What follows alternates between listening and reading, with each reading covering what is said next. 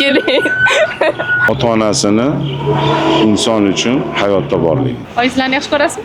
Bo'lmasam-chi savolmi bu? Kameraga qarab aytib qo'yingchi. Otam tirikligidagi baxt edi. Mani oilam butunligi edi.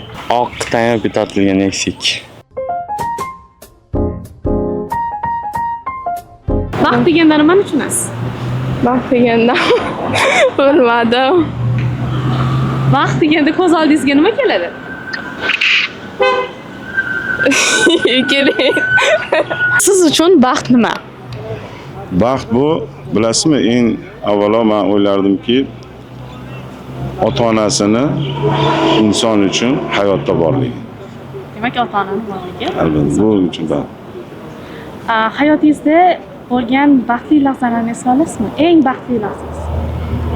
Birinchi taklifimni aytdim-ku, mana shu. Ming qatla shukr, hozir onam yonimdalar. Shuning uchun men xursandman va har onda onamni duolarini olib turishim uchun shu menga quvonchli lahzalarni beradi. Baxt men uchunmi? Baxt men uchun oilam tinchligi, yurtim tinchligi. Baxt men uchun. Birinchi o'rinda onam sog'lig'i men uchun baxt. Eng katta baxt. Baxtli lahzangizni esla olasizmi? Eng baxtli lahzangiz. Baxtli lahzammi? Shu baxtli lahza men uchun eng yaxshisi shu onam oldiga borishim meni. Onam oldida turishim meni. Baxtli his qilaman o'zimni. Onangiz borliklari eng baxtli.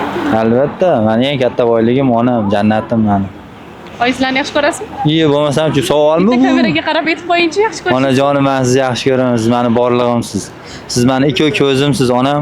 Baxt birinchi o'rinda tinchlikda. Eng oliy baxt tinchlik deb o'ylayman.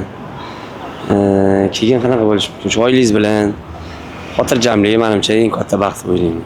Eng baxtli lahzangizni esla olasizmi? Unutilmas va baxtga boy lahza. Unutilmas baxt. Mana otam tirikligidagi baxt edi. Mani oilam butunligi edi. Mana shu men uchun katta baxt edi. Men uchun baxt birinchi o'rinda yurt tinchligi, oila a'zolari sog'ligi, mana shu baxt. Hozir ikkinchi savolga o'tamiz. Hayotingiz davomida eng baxtli lahzangizni esla olasizmi?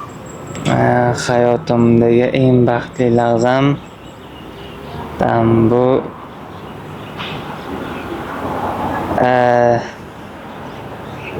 menimcha birinchi ijodim. Birinchi ijodim bilaman. Bu barelyefdan narsa yasaymiz biz, har xil ko'zalar ili nima desa bo'ladi? Atirgullar, shu barelyef ishlari asosan. Dekorativniy ishlar. O'sha narsani yasaganingizda siz eng baxtli nima o'sha? Oyim emas, ko'proq bujonim. Bujoningizda. Yaxshi ko'rishingizni ayta olasizmi? Yaxshi ko'raman. Yuzaki emas-da. Aha, tushunarli unda. Xo'p, unda ikkinchi savolimni bera qolaman. Hayotingiz davomida eng baxtli lahzangizni esla olasizmi? Dadam aytolmayman. Oila. Yana-chi? Oq tanyoq tortilgan eksik. Tanyoq tortilgan eksikki.